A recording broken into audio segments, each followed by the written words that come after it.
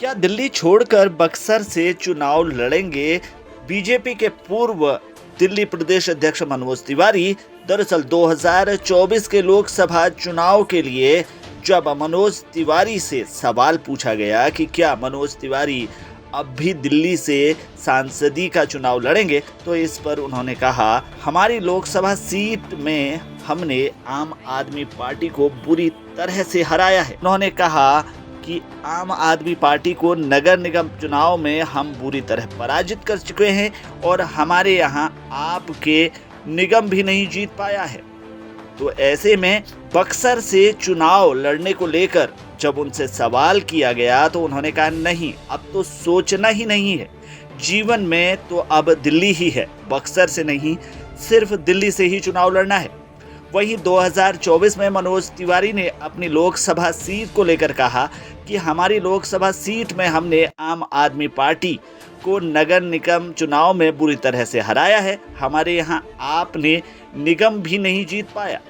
2024 में भी हमारी जीत होगी। वहीं 2024 और 2025 चुनाव को लेकर बीजेपी के प्लान पर उन्होंने कहा कि आधा प्लान तो हम लोग करते हैं, आधा प्लान तो खुद ही विपक्ष कर लेता है, अपने हारने का, अपनी बोली से, अपने आचरण से और देश को गाली देकर।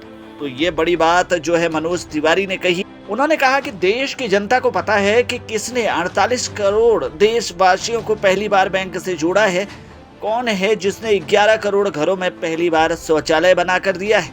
वही आम आदमी पार्टी के कामों को लेकर मनोज तिवारी ने कहा कि कहाँ है दिल्ली में फ्री बिजली और फ्री पानी, कोई एक आदमी बता दो जिसको पीने का पानी फ्री मिलता हो।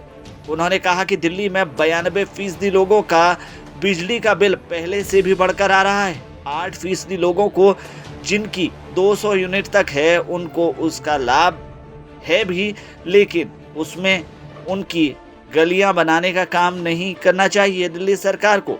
उन्होंने कहा कि अगर उनके बच्चे बीमार पड़े तो मोहल्ला क्लिनिक में क्या सुविधा है, वहां क्या इलाज होता है। तो ये सवाल उठाते हुए नजर आए मनोज तिवारी। दरअसल एबीपी न्यूज़ से बातचीत के दौरान मनोज तिवारी ने ये तमाम बातें कही।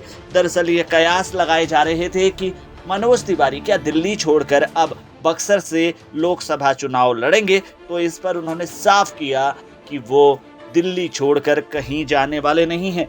फिलहाल के लिए इस खबर में इतना ही। बाकी खबरों के लिए बने रहिए हमारे साथ, देखते रहिए हमारे चैनल को, क्योंकि यहाँ मिलेंगी आपको तमाम बड़ी खबरें।